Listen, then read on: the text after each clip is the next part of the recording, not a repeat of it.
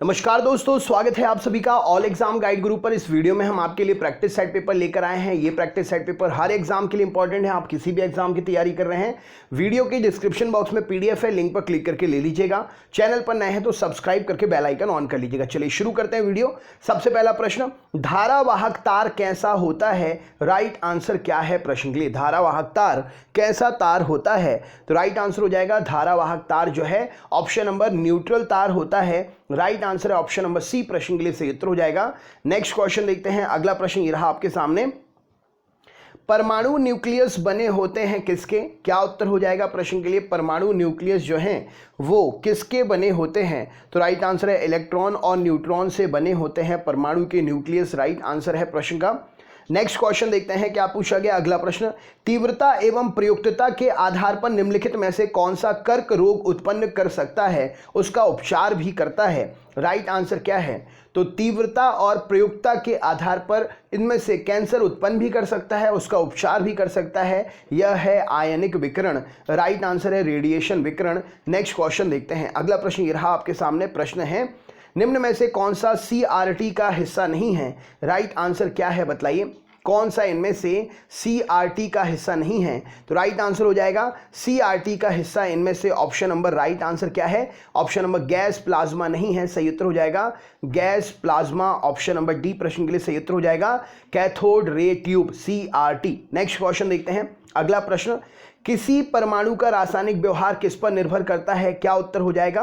किसी परमाणु का रासायनिक व्यवहार किस पर निर्भर करता है? तो न्यूक्लियस के प्रोटॉन की संख्या पर निर्भर करता है। ऑप्शन नंबर ए प्रश्न के लिए सही उत्तर हो जाएगा। किसी परमाणु का रासायनिक व्यवहार न्यूक्लियस के प्रोटॉन्स की संख्या पर निर्भर करता है। नेक्स्ट क्वेश्चन देखते हैं क्या पूछा गया। अगला प्रश्न, यदि कोई मानवीय रोग विश्व के बृहद क्षेत्र में फैला है तो उसे क्या कहते हैं? यदि कोई मानवीय रोग विश्व के बृहद क्षेत्र में फैला है तो उसे क्या कहते हैं? राइट आंसर है तो उसे पैंडेमिक कहते हैं, महामारी कहते हैं। ऑप्शन नंबर ए प्रश्न के लिए सही उत्तर हो जाएगा। नेक्स्ट क्वेश्चन देखते हैं। अतिचालक वह चालक है जिसका डैश शून्य होता है। अतिचालक वह चालक है जिसका इनमें से क्या शून्य होता है? तो राइट आंसर क्या हो जाएगा? प्रतिरोध शून्य होता है। ऑप्शन नंबर सी प्रश्न के लिए सही उत्तर हो जाएगा। अतिचालक वह चालक है जिसका प्रतिरोध शून्य होता है। नेक्स्ट क्वेश्चन देखते हैं। अगला प्रश्न, तत्व की खोज किसने की थी? राइट आंसर क्या है प्रश्न के लिए बताइए? तत्व की खोज ऑप्शन नंबर किसने की थी? तो 106 नंबर तत्व की खोज सीबॉर्ग ने की थी। तो 106 नंबर तत्व को सीबॉर्ग के नाम से भी जानते हैं, सीबॉर्गियम के नाम से भी जानते हैं। राइट आंसर हो जाएगा। नेक्स्ट क्वेश्चन देखते हैं।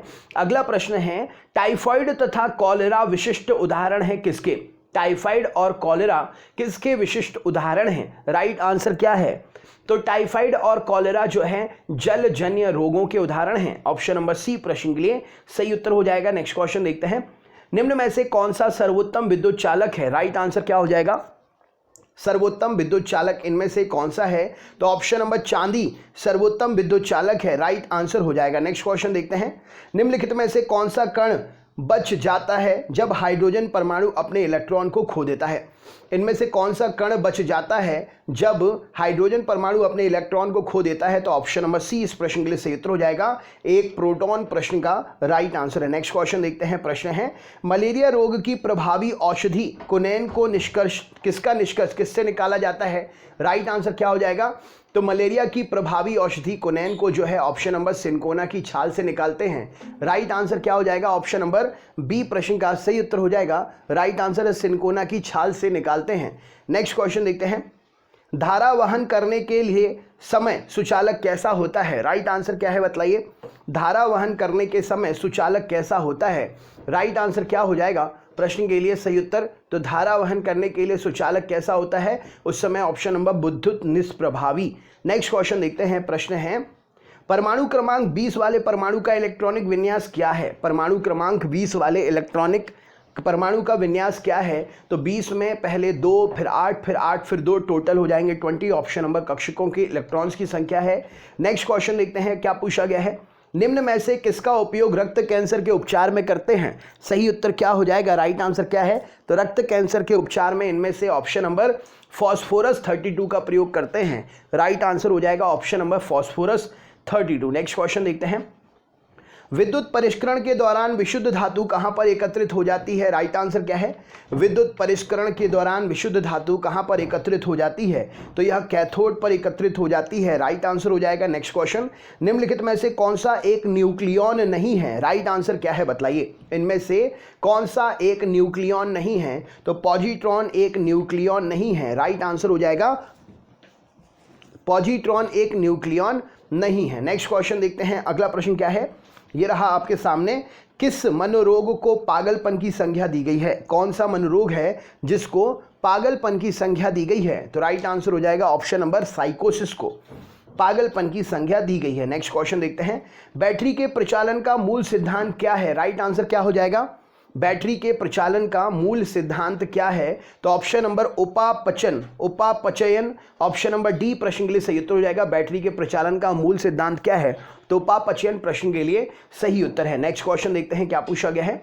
एक परमाणु के 3 आधारभूत अवयव कौन से हैं? क्या उत्तर हो जाएगा? एक परमाणु के 3 आधारभूत अवयव कौन से हैं? तो ऑप्शन नंबर प्रोटॉन, न्यूट्रॉन और इलेक्ट्रॉन प्रश्न के लिए सही उत्तर हो जाएगा। एक परमाणु के 3 आधारभूत अवयव ऑप्शन नंबर बी प्रश्न के लिए सही उत्तर हो जाएगा। नेक्स्ट क्वेश्चन, एबोला इनमें से क्या है? राइट आंसर क्या हो जाएगा प्रश्न के लिए? एबोला जो है इनमें से क्या है? राइट आंसर क्या है प्रश्न के लिए?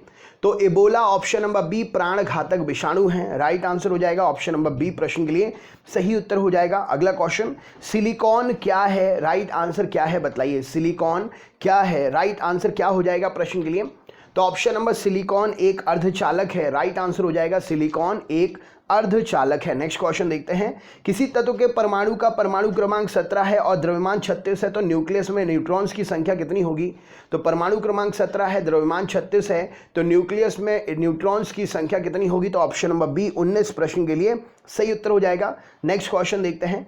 मीना माता रोग जो है किस धातु के अधिक हानिकारक प्रभाव से उत्पन्न होता है? राइट आंसर क्या हो जाएगा? मीना माता रोग किसके अधिक प्रभाव से होता है? तो राइट आंसर हो जाएगा ऑप्शन नंबर डी, पारे की अधिकता सांद्रता के कारण मीना माता रोग होता है। नेक्स्ट क्वेश्चन, ओम का नियम निम्न में से किसके बारे में सही है? राइट आंसर क्या है बताइए। ओम का नियम किसके बारे में सही है? राइट आंसर क्या है प्रश्न के लिए? तो ओम का नियम जो है ऑप्शन नंबर सी चालकों के लिए सही है। राइट आंसर हो जाएगा। नेक्स्ट क्वेश्चन देखते हैं। न्यूट्रॉन की खोज के लिए नोबेल पुरस्कार किसे दिया गया था? सही उत्तर क्या हो जाएगा? न्यूट्रॉन की खोज के लिए नोबेल पुरस्कार किसे दिया गया था? सही उत्तर क्या हो जाएगा? तो राइट आंसर है इस प्रश्न के लिए ऑप्शन नंबर चैडविक प्रश्न का सही उत्तर हो जाएगा। राइट आंसर क्या है? चैडविक प्रश्न का सही उत्तर हो जाएगा। नेक्स्ट क्वेश्चन देखते हैं। अगला प्रश्न क्या है? ये रहा आपके सामने प्रश्न है। तृतीयक प्रतिजन डीपीटी बच्चों को दी जाती है किसके बचाव के लिए? तो डीपीटी बच्चों को दी जाती है रोहिणी, कुकर खांसी और टिटनेस के बचाव के लिए। ऑप्शन नंबर डी प्रश्न का सही उत्तर हो जाएगा। नेक्स्ट क्वेश्चन देखते हैं। अगला प्रश्न क्या है? ठोस अवस्था में विद्युत धारा प्रवाहित करने वाला पदार्थ कौन सा है? ठोस अवस्था में विद्युत धारा प्रवाहित करने वाला पदार्थ कौन सा है? तो ऑप्शन नंबर ग्रेफाइट प्रश्न के लिए सही उत्तर हो जाएगा। Right answer graphite. Next question देखते हैं। प्रश्न है, समान संख्या में परमाणु वाले न्यूक्लियोइड को क्या कहते हैं? समान संख्या में परमाणु वाले न्यूक्लियोइड को क्या कहते हैं? तो राइट आंसर हो जाएगा इनको बोलते हैं समस्थानिक। ऑप्शन नंबर बी प्रश्न के लिए सही उत्तर हो जाएगा। इन्हें क्या बोला जाता है? तो इन्हें समस्थानिक कहा जाता है। अगला क्वेश्चन है, डेंगू बुखार में मानव शरीर में किसकी कमी हो जाती है? राइट आंसर क्या है? तो डेंगू बुखार में मानव शरीर में प्लेटलेट्स की कमी हो जाती है। तो दोस्तों ये था आपका प्रैक्टिस सेट। वीडियो डिस्क्रिप्शन में पीडीएफ दी हुई है, लिंक पर क्लिक करके पीडीएफ ले लीजिए। जो पहली बार चैनल पर आए हैं मुझे फॉलो कर लीजिएगा, सब्सक्राइब कर लीजिएगा। क्लास रोज होती है, आप पर डे आ सकते हैं। बहुत बहुत धन्यवाद। आपका दिन शुभ हो।